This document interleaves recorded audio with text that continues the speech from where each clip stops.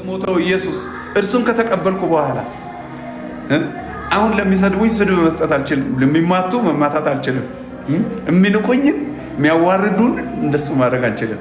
አሁን የስጋ ጡንቻ አይደለም ጡንቻችን፣ አሁን የመንፈስ ነው መሳሪያችን። እዚህ የምትሳደቡ የምታዋርዱም እግዚአብሔር ይባርካቸው።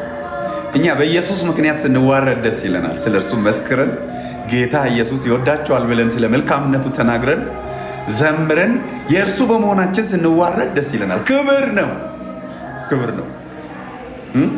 ሰው ዘርን ከዘር ለማጣላት እኮ የመጨረሻ ዋጋ ይከፍላል አይደለም? ብሔርን ከብሔር ለማጋጨት፣ ሀገርን ከሀገር ለማጋጨት፣ ህዝብን ከመንግስት፣ መንግስትን ከህዝብ፣ ወንድምን ከእህት፣ እህትን ከእህት ለማባላት፣ ደም ለማቃባት ሰው እኮ 24/7 ይተጋል አይደለም? ኢየሱስን ለመስበክ ደግሞ የእግዚአብሔርን እውነት ለመስበክ ደግሞ እኛን ተጋል። ምድሪቱ በእግዚአብሔር ፍቅር እስክትሞላ ይቅርታ በመልካምነት በብርሃን እስክትጥለቀለቅ ደግሞ እኛ እግዚአብሔር የሰጠንን ነገር እንሰጣለን፣ እንወዳቸዋለን።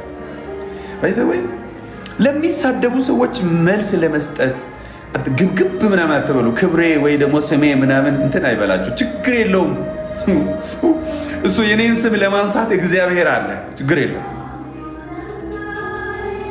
ያንን እኮ ያዋረዱትን ኢየሱስ ነው ከስም ሁሉ በላይ የሆነ ስም የሰጠው። እናንተ ግን ታዋርዱኛላችሁ አለ እኮ ኢየሱስ። እና የሚያዋርዱትን ሰዎች ላለመዋረድ እንደው በቃ እንደ ባለ አእምሮ ልኑር አላለም። የእግዚአብሔርን እውነት በፍቅር ተናግረዋል። ስለዚህ በሚዲያ ነፃ ገበያ ስለሆነ ስንሰብክ፣ ስንዘምር፣ ስንጸልይ፣ ስንመክር፣ ስንመጣ ብዙ ሰይጣን የሚያነሳው ፋይል ይኖራል። ብዙ ሰይጣን ሊታገልን ይፈልጋል። ባይዘወይ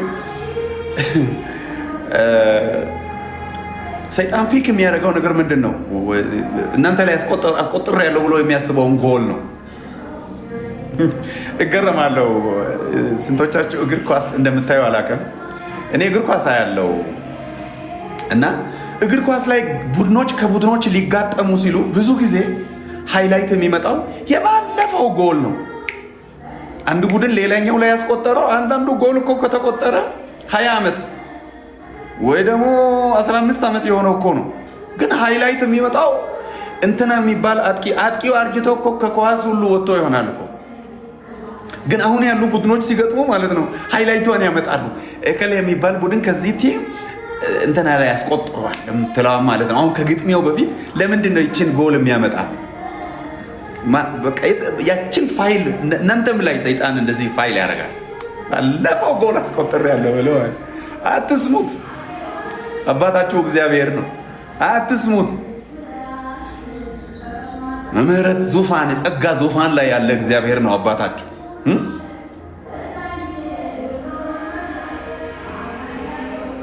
ሃሌሉያ! ክብር ለዘለዓለም ለእግዚአብሔር ይሁን። ተባረኩ። ደስ አለኝ። እወዳቸዋለሁ። እግዚአብሔር ባነቃቃኝ ባነሳሳኝ ሰዓት ሁሉ እንደዚህ እየመጣሁ የእግዚአብሔርን ነገር አብረን እንነጋገራለን። የምክርን ቃል፣ የፍቅርን ቃል፣ የሚያነጻን የሚያንጽን ነገር እንነጋገራለን። በጎ የሆነውን ነገር ሁሉ እንለዋወጣለን። ማርያም ኤልሳቤጥ ጋር ሄዳለች እኮ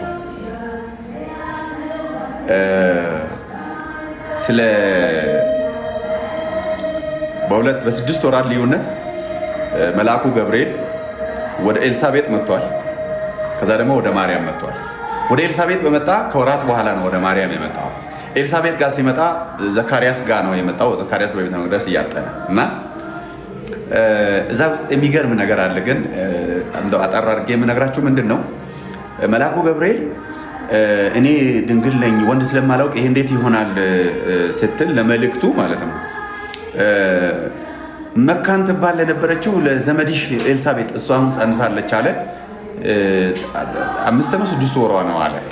ከዛ በኋላ ማርያም ተነስታ ኤልሳቤጥን ጠየቃ መጣች። ማርያም ግን ኤልሳቤጥ ጋር ስትደርስ ማለት ነው ኤልሳቤጥ በመንፈስ ቅዱስ ተሞልታ ጨዋ የጌታዬ እናት አለች። የጌታዬ እናት በዚህ ቃል ለመጀመሪያ ጊዜ ማርያምን የጠራችው ባይዘወይ ኤልሳቤጥ ነው።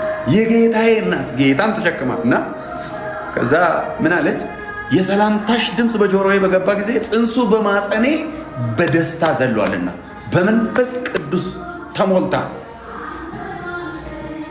ማርያምም ከዛ በኋላ የሚገርም ቅኔ ትቀኛለች ስትናገር ታያላችሁና መንፈሳችሁ የሚቀባበል በውስጣችሁ ያለውን ጽንስ የሚያዘልል ሰማይ ያጋመዳቸው ያያያዛቸውን።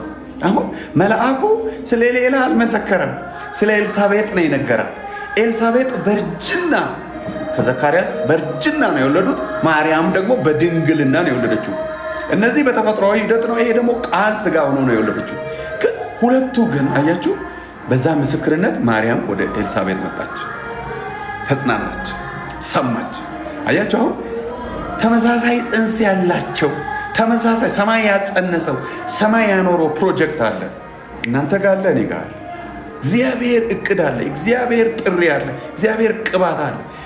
የሚቀባበል የሚያያዝ በመንፈስ አንድ የሆነ የተሳሰረ የእግዚአብሔር ነገር ወዳላቸው ይሄ መልእክት ይደርስና በረከት ይሆናል። ያ እናንተ መልእክት ይደርስና በረከት ይሆናል።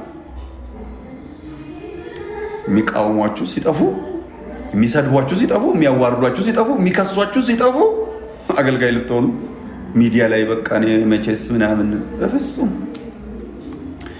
አንዲት ነፍስ አሁን ይህንን መልእክት ሰምታ ስለ ክርስቶስ ኢየሱስ ስለ ጌታ መንገድ የምናገረውን ነገር ሰምታ የምትድን አንዲት ነፍስ፣ ጌታን የምታስብ በንስሐ የምትመለስ አንዲት ነፍስ ነገ እኮ ላናገኛት እንችላለን። ነገ እኮ ያቺ ነፍስ ገሃነም ልትሆን ትችላለች።